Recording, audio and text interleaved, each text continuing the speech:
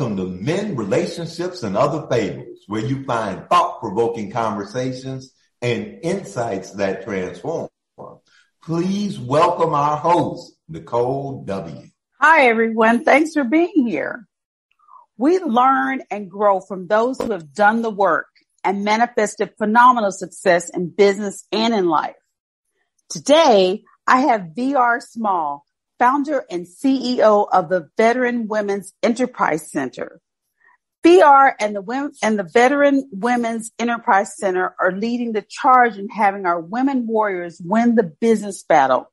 They provide outreach programs, grants, and training for women veterans to succeed as entrepreneurs and business owners. Thank you for being on the show, VR. Thank you for having me, Nicole. So glad you're here.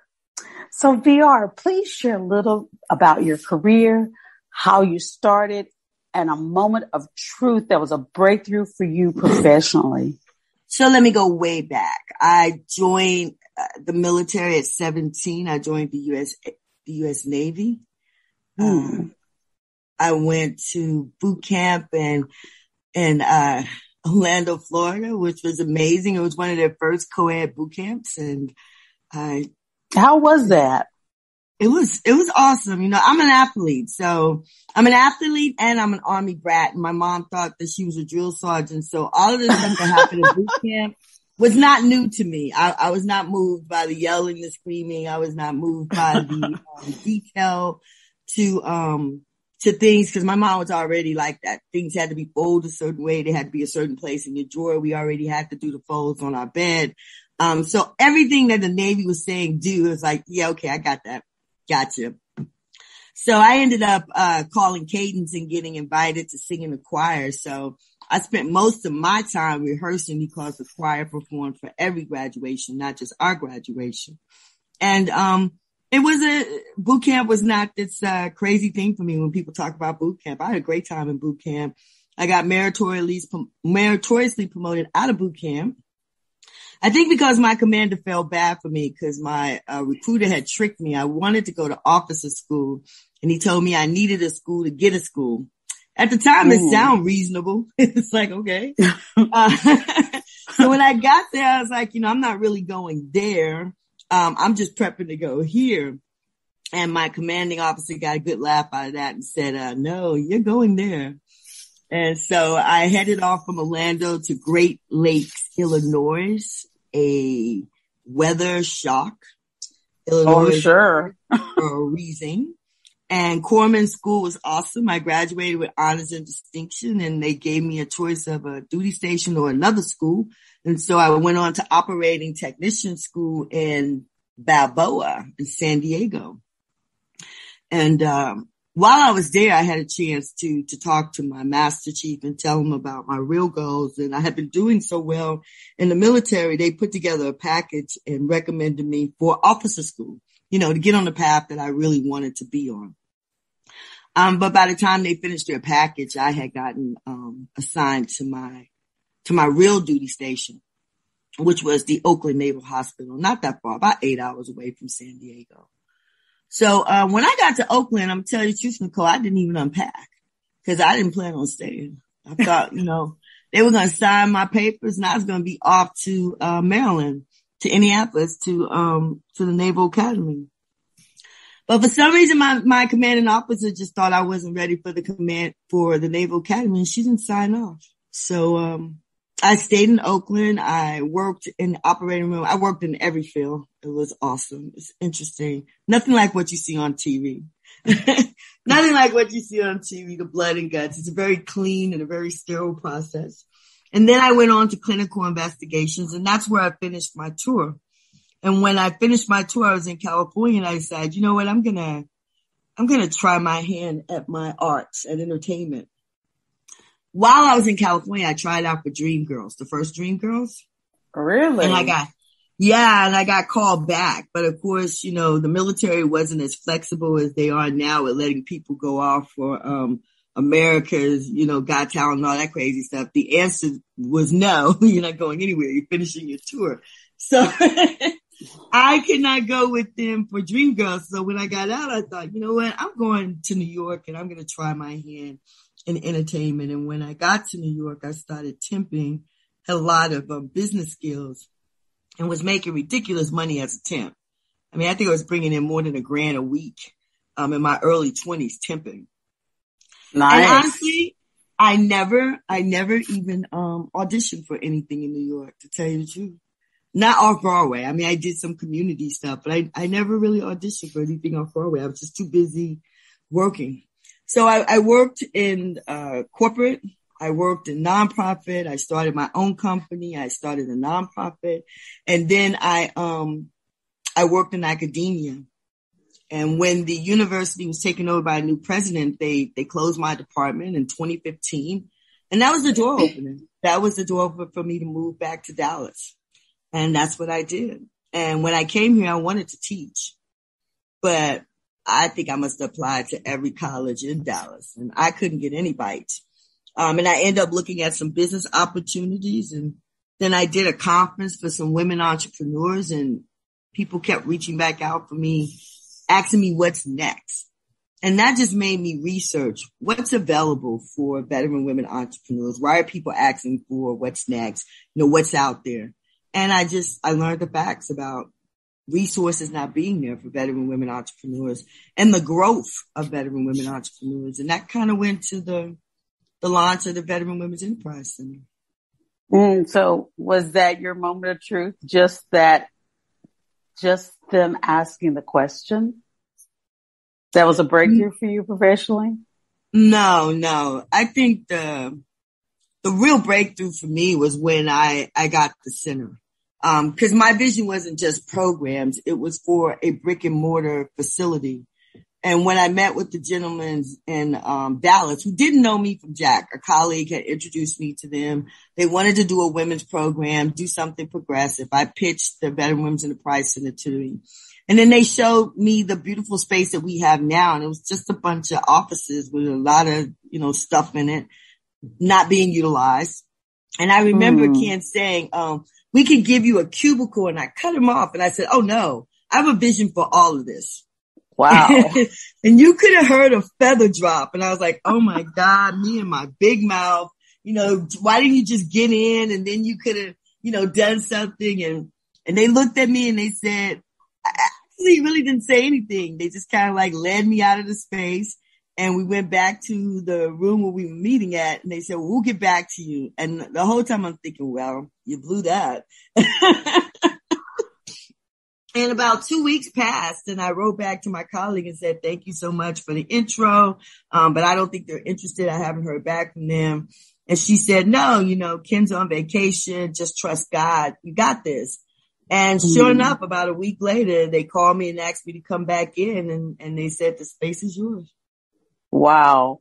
That was my breakthrough moment when God opened that door, because I really thought it was just a concept and it just really wasn't going to materialize. I wasn't interested in just running programs. I wanted that whole co-working, the conference center. The whole vision was to create a place where these women could come, not to have them running all over the place and feeling homeless and disjointed, just showing up wherever. I wanted them to have an entrepreneur home, and I wanted to build an ecosystem around that for them to grow and build their businesses. And so getting the center, that was the emphasis for me, that God was in the middle of this, because I didn't know those guys and they didn't know me. So why would you give me the space? Why would you trust me with this big idea and you don't know me? And I felt like that was a God move. That was a God door opener. And then it was up to me to just follow through and make it happen. Wow. It's quite a journey and quite a vision that you fulfilled. So thank you for sharing that. So, VR, we have a few questions about the real world of business and relationships. Okay. So we did a survey and we posed this question. What would you ask someone who is successful in their career about relationships? So VR, here's the first question. When it comes to knowing who to trust and who you can work with, what has been your biggest lesson? The biggest lesson is something I think we've all been told all our lives, but we don't pay attention to it until something goes wrong. And it's, actions speak louder than words. It's my biggest lesson. We've had so many people, identify themselves as partners and people that support us. But in this day of technology, you can't really, pretend to be something that you're not, because everything is tracked. Everything is tracked. So if I send you an event, Nicole, and I say, hey, Nicole, can you share this? Can you help us, make this a success? And you say, sure, VR, I'm going to do that. Every social media platform is going to tell me if you shared that or if you commented on it immediately. Every single one is going to tell me. And if we're partners on an email list, if you send something out, I'm going to get a copy of it. Because we're partners and I'm on your list. And so many people today will say they're doing something, but they don't actually do it. And I think people just don't think that, we know how to evaluate the level of support that someone's giving you. And in this day and age, connections are huge. It's all about connections. It's all about how many people you can reach and engage. And so partnerships that work with you to make those connections are very critical. And in many ways, it's how your business grows, by continuing to make connections within other environments with people that may not have known that you were or that you exist. And then because this particular network shares that information, like, oh, I didn't even know that group exists. Let me get connected. And so actions, I think no matter what you're doing, even if you are doing an agreement, you really want to watch the actions and not just listen to the words, because people will say anything, but check out what they do. Agreed. So I have another question. On your path as a business owner and partner, have you encountered any naysayers or saboteurs? And if so, were you surprised who they were? Oh, yeah. Yeah, it's very, well, that's a loaded question, and it's, it hits home for us that, we've had, people in our circle that we thought were, great partners and that they were 100% behind us, only, to later find out they weren't such great partners and they really didn't have our best interests in mind. And again, it goes back to what I just said to you. When we really started looking at what people were doing and not just listening to what they said they were going to do. And I was shocked because unfortunately I wrote this, op-ed a while back and it didn't get published, and it was called The Falsehood of Sisterhood. And it speaks to how we, a lot of leaders, a lot of people in key positions talk about how important it is that women work together and that they support each other. And it is. It really is. It's the only way we're really going to produce the equity and inclusion that we want, is if we lead the way. And we need our men and everybody else to support us. But you got to lead your change. No one else is going to lead your change for you. And so we have to lead the change in how we treat each other and how we see ourselves within the environment, and recognizing that there is room in the room for more than one woman. There is space at the table for as many people as you push back and add a seat to, or maybe you need to extend the table, whatever you need to do to make sure that people are included. And the light is big enough for more than one person to be spotlighted. And I think when we get those things in our mind and we understand them and we stop being so, it's all about me, that syndrome, we can begin to move forward. So I was shocked at the number of women who didn't support us. I was, heartbroken at the number of women veterans that didn't support us, because our whole thing is we've got your six. And I believed it. I drink the Kool-Aid. So I believed all the military stuff and the discipline and the camaraderie and, that stuff, was home base for me. And so to see it kind of deteriorating right in front of me was heartbreaking. And, it really kind of, joggled my cultural concept of our community and what that veteran community should be and what it looks like. And I had to find my base again. I had to, solidify, my rock where I was going to stand. And one of the things that I fell back on was that you don't treat people the way they treat you. You treat people the way you want to be treated. Yes. And so regardless of what was going on around me, I had to continue to be a leader that led with integrity, and that led with, that was a leader. And so not being insecure and maintaining confidence and doing the right thing even when it didn't feel right. Inviting people to the table that's never invited you to the table. Sharing the spotlight with people that's never shared the spotlight with you, because it's the right thing to do in order to really move the narrative. And the narrative is we've got to work together better if we're really going to change what's happening for women veteran entrepreneurs. If we're really going to change that narrative, if we're going to make real movement, then we have to work together. And I think people understand what it really means to be a collaborator the same way you have to understand what it means to be a networker. And one of the key words is reciprocation. When you have your hand out, you got to come with as much as you're trying to get. It's not a one-way street. What I'm hearing out of what you're sharing too is that you saw that, what, I'm leading this charge. I will lead by example. I will give to get. Absolutely. It doesn't always work. But my thing is, like, you have to stay true to your morals and your character.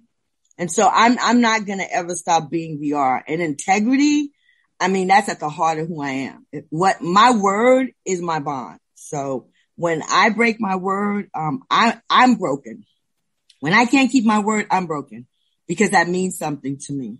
And if I say I'm going to do something for you, I'm going to do it. And if I don't do it, you're going to know why I didn't do it. And, you're going to get that information from me, not from somebody else. So I think we have a lot of people in leadership roles who are not leaders, because America does this they do business with people they know and they like. And knowing and liking you doesn't make you competent. And so we have a lot of incompetent people in leadership roles, and they're not capable of leading. And so they create a lot of confusion, and they keep things from really being built on a solid foundation where they could be built, because they bring all this pettiness. They haven't grown to the level of a real legitimate leader. And so they bring a lot of nonsense to the table that you would find at a lower level. You don't find with true leaders, but you find it a lot in these different groups, because these people are not leaders. They're just somebody that somebody knew and liked and put in a key position. And I think that hurts America a lot, because you got a lot of people leading things that they can't lead. And so you can't make movement if you don't have real leaders. You can't progress because you don't have anybody that's really leading. And so that whole process becomes stagnated. And we have to really focus on, I love you. You're a good friend of mine, but you're not right for this position. I know you might want it, but you're not right for this position. You don't bring the right skills. You don't have the right attitude. You're not going to be able to move this project. And so as much as I would like to help you, I have to focus on the needs of the organization or the needs of the project first, so that we can be successful. And it's taking that military concept of mission focus. We have a mission to achieve. In order to achieve that mission, you're going to have to put the right people in the right place. And it has nothing to do with friendship or like. It's everything to do with competence, skill level, and the ability to get the job done. That was so insightful, VR. We also have another question for you coming right up. So the next question from the survey is, from your experience, what mindset is needed to balance romantic and business relationships where both are empowered? So I'm going to wave on that one because I'm not the expert in that area. So you need to have somebody answer. Oh, you're just looking in your own life. You're just looking in your own life. It's not about experts. I mean, you're an expert on your, yeah. I'm looking in my own life. I've never been married. My focus has always been business, and getting business done. And I've always thought like, that relationship thing would just happen. Like, I really believe that you would just kind of meet the person you're supposed to meet going through life, and that you didn't have to like, do this, mission to find your soulmate kind of thing. And so that was never my mission. That was never my goal per se, because in my heart and in my mind, I felt like, hey, you're going to meet that right person at that right time in that right place. That hasn't happened for me. So I don't have that balance, because I don't have that situation. So I can't really speak to it, just being honest. Okay. I do have a question for you. This question. So how would you envision it? I think it has a lot to do with compromise. I think people have to understand that we are all individuals. And particularly, now I've grown. I'm not in my 20s or 30s anymore. And so I've developed a lot of habits and even perceptions about the way things can be, should be, so on and so forth. And so when you bring another person in your life, I think you have to understand that they have those same things. And for me, it's about focusing in on what really matters. So I do have friends and people who have relationships. And sometimes I listen to them talk, and they don't want my advice, because a lot of times the stuff that they're complaining about is really petty, and it's not worth the complaint, and it's not worth the confusion in your relationship. And I always tell them, like, you really don't know what you have. You're lucky to have someone, this mate, and you're treating it like it's this thing that you could just pick up tomorrow and get another one. And it's not.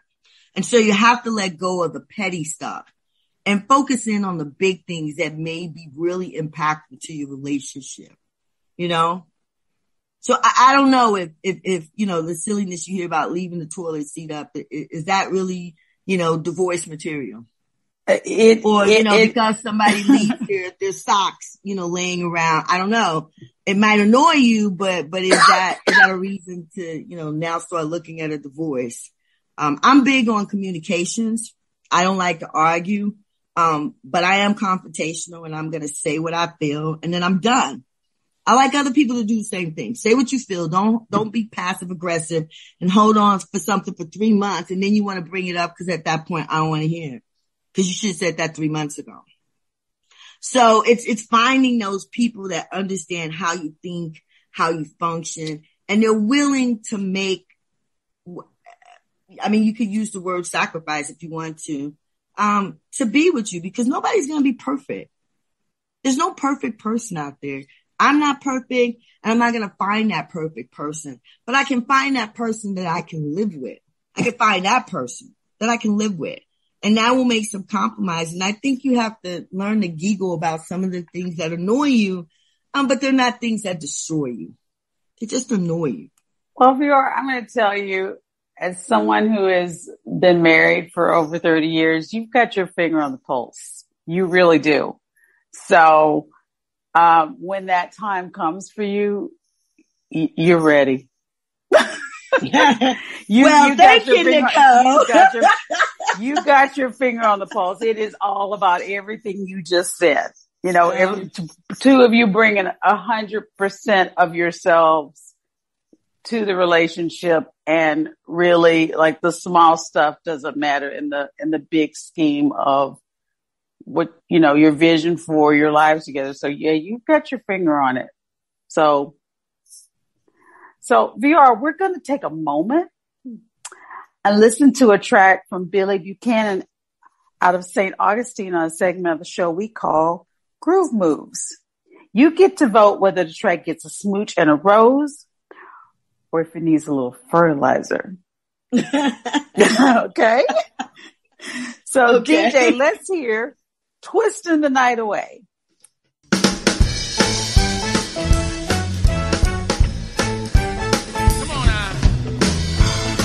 Tell you about a place somewhere up New York way, where the people are so gay, twisting the night away.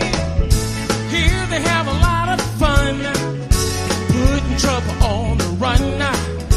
No, there ain't nothing like twisting the night away. twisting. Everybody's doing great, 'cause we're twisting the night away. Here a man's in evening clothes. How we got here, I don't know. Man, you got to see him go, twisting the night away. Dancing with the chicken slacks. Man, she's moving up and back. No, there ain't nothing like twisting the night away. Let's get it, y'all. Twisting. Everybody's doing great, 'cause we're twisting the night away. Here we go. Lean up, lean back, lean up now, lean back. What you say? Now fly, now twist off, twisting the night away. Here are fellas in blue jeans, dancing with an old queen. Chicks out up in diamond ring, twisting the night away. Man, you gotta see her go, twisting to that rock and roll. No, there ain't nothing like twisting the night away. Come on now, 'cause we're twisting. Everybody's doing great, 'cause we're twisting the night away. Here we go. Lean up, lean back, lean up now, lean back. What you said? Now fly, now twist off, twisting the night away. One more time. We're twisting. Everybody's doing great, 'cause we're twisting the night away. Yeah, 'cause we're twisting. Everybody's doing great, 'cause we're twisting the night away.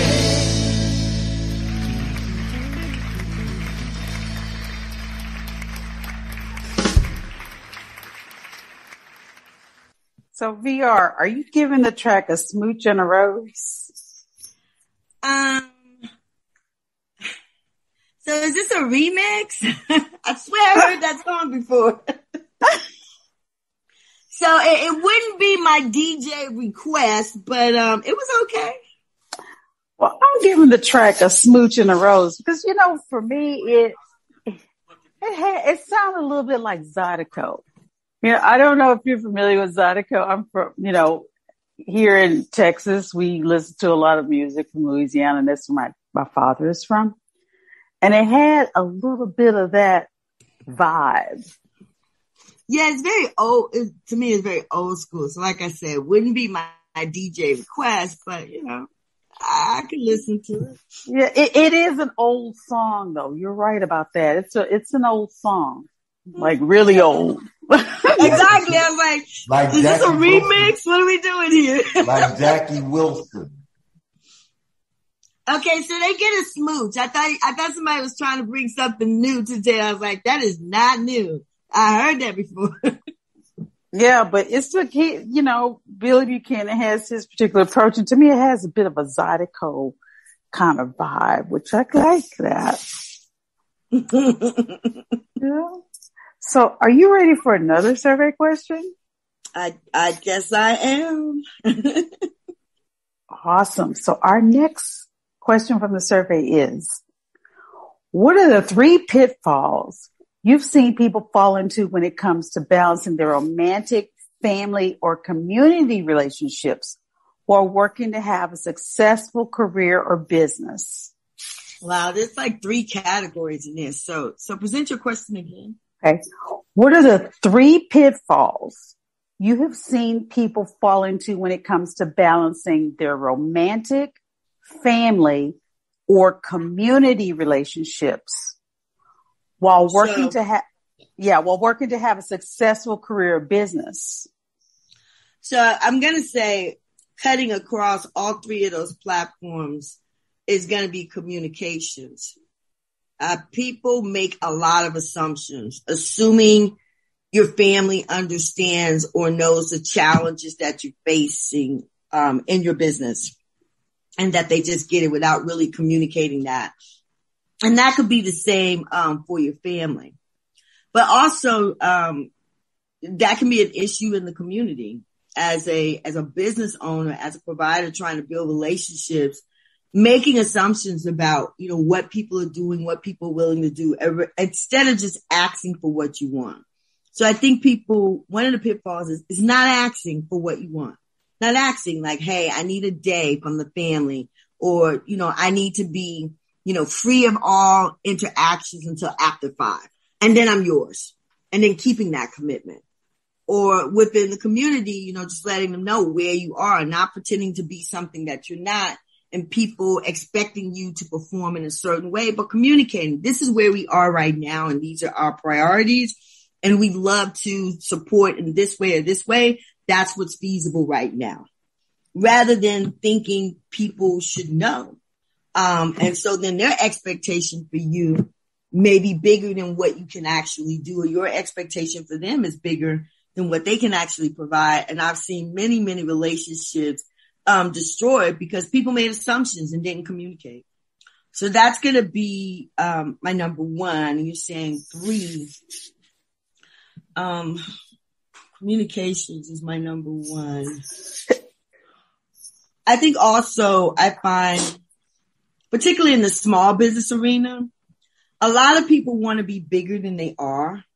And in trying to be bigger than they are, they overextend themselves financially.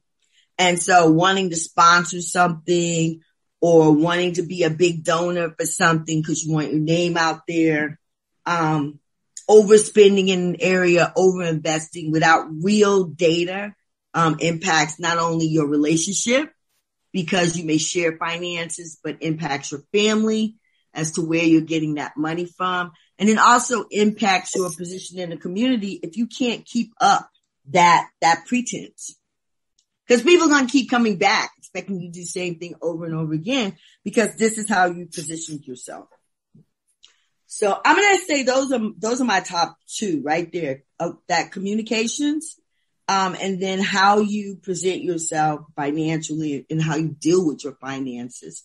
Just being very real about where you are, and what you can do. And I think a lot of people have a hard time doing that because everybody wants to be bigger. Everybody wants people to think they can do more, or they progress further than they have.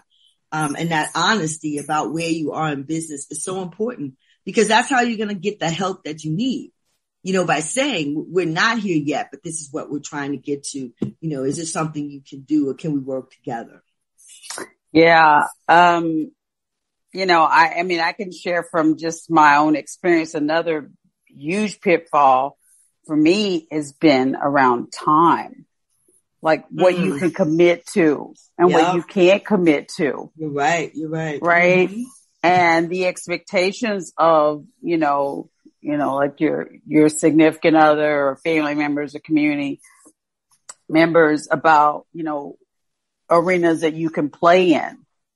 Right. Oh, of course you can be on that committee, or you to be the perfect person for that. Or, we're planning, we're going to be doing this family party. And I'm just thinking about my own family. It was always a family party. Always. But I think, Nicole, that goes back to communications, like really being able to articulate to people where you are, to your family, what you need, and not feeling like, I used to always be there for my kids. They could always just come and sit down and talk to me. But now I'm running a business. So now I have calls and I have meetings, and I can't just stop everything to have a conversation, and helping people understand that doesn't have anything to do with my level of love for you. It has everything to do with, we all have to make some sacrifices as we work and build this business and maintain our family. And just communicating that in a way that people really get it. So it's not yelling at people one day, and think that yell, got through, but, really sitting down and talking about what does this look like for the family, and what is some of the challenges we're all going to face, and some sacrifices everybody's going to have to make. And I think you need to do that across the board with your relationship, with your family, and with your community.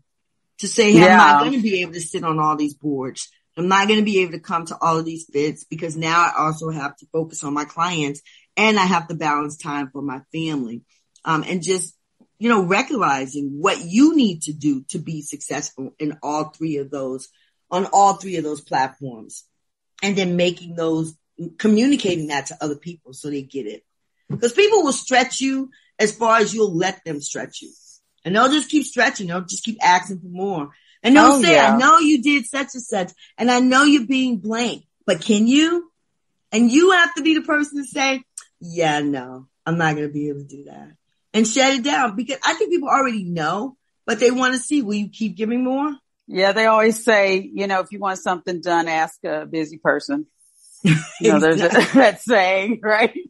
Mm-hmm. And so they're like, that person will get something done, so yeah, you're right.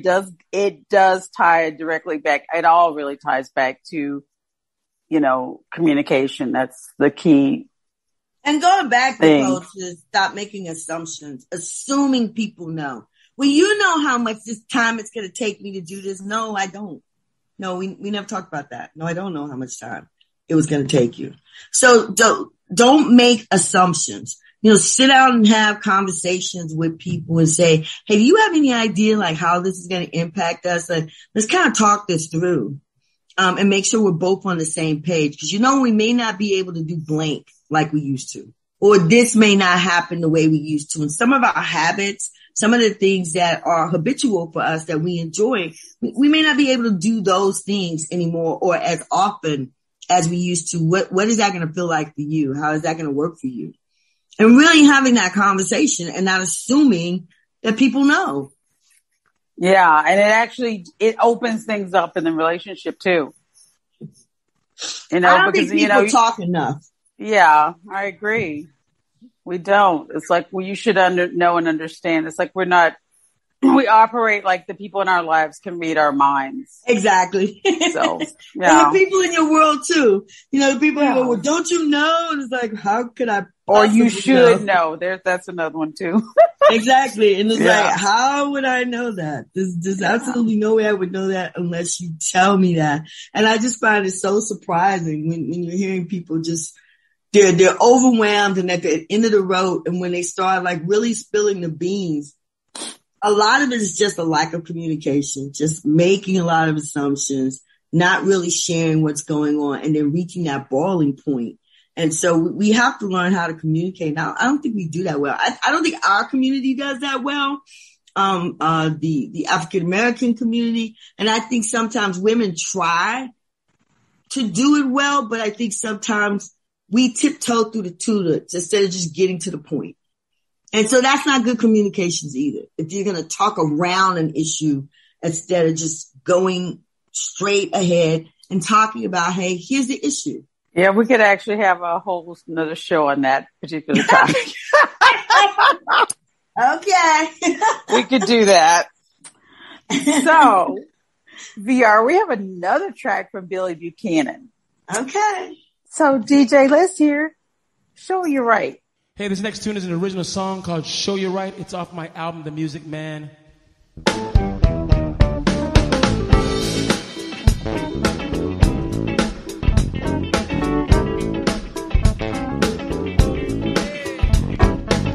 You got a thing about you.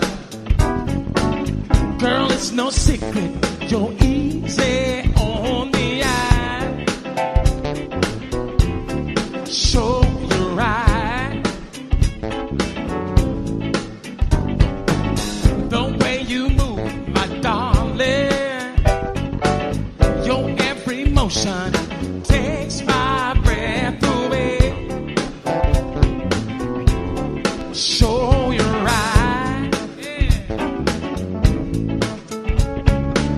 You make me wanna say, ooh, mama, show you right.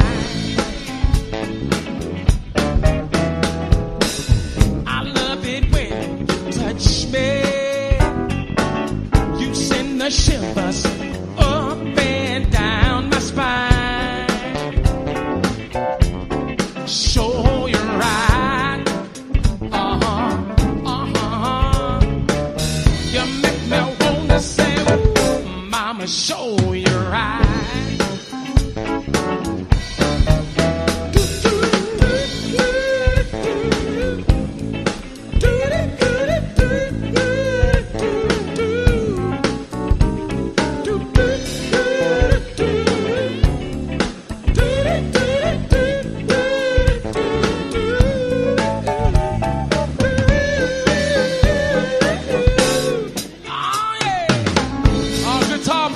Show me something now.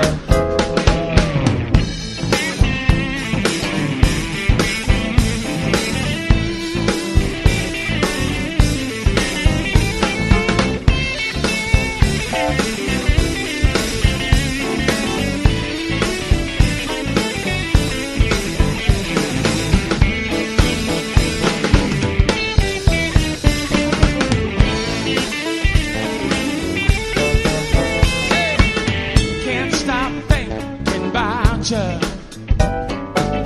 thought of your presence gives me butterfly.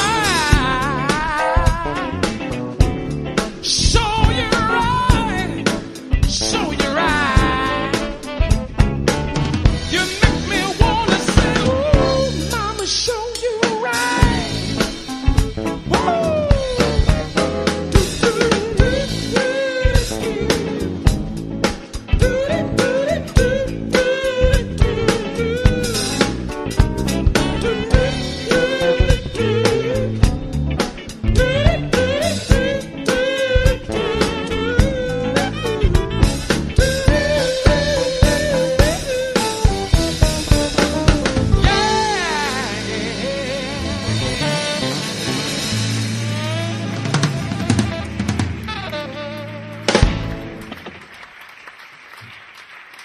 Hey, thanks, y'all. So VR, are you giving Show You Right a smooch and a rose? I think we need an in-between on some of this, man. You know, I used to write music, so I thought the words were really cute, but the beat didn't really do anything for me. Well, this is an old school track. It's been done before. This is, Billy's rendition of it. And I'll give it a smooch and a rose because there's like the music, that guitar riff was really pretty cool. But it's old school. It's reminiscent of stuff that my aunties listened to. Yeah, I need an in between. I wouldn't completely kill it. But again, wouldn't be one of my DJ requests. I got it. So if you like what you heard from Billy Buchanan, visit him at billybuchanan.org and Old Grumpy Radio. So we have one final question. Okay. There's a lot going on. If you had a magic wand that could change one thing, what would it be? There's a lot going on, and I could change one thing. If you had a magic wand could change one thing, what would it be?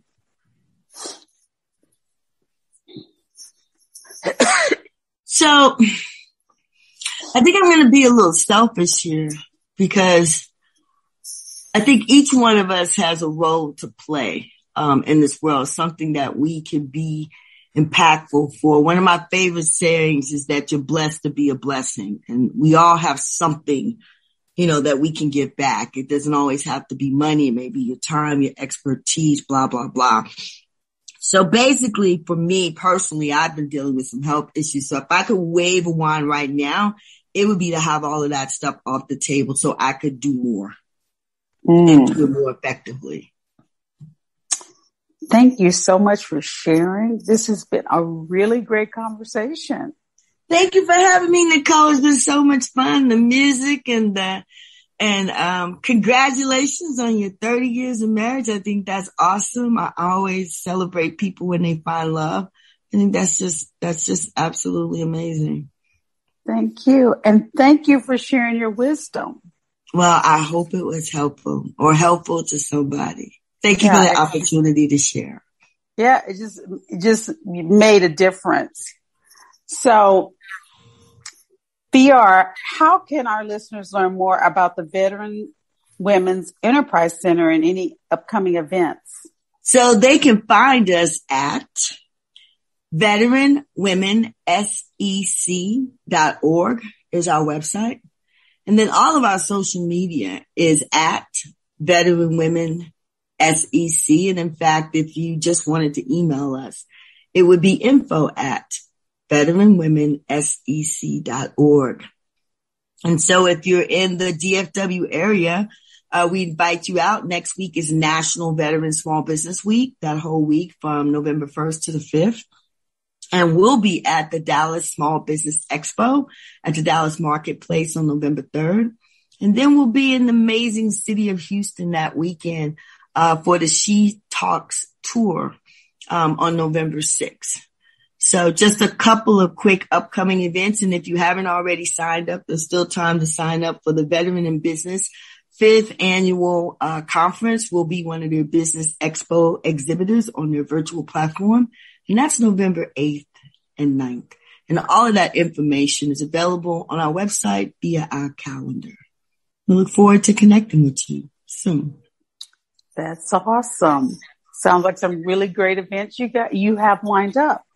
So thank you for being our guest. It was really, really great. Thank you, VR. Thank you, Nicole. Great way to start off your Saturday morning. Yes. So I am Nicole W., and you have been listening to Men, Relationships, and Other Fables. Until next time.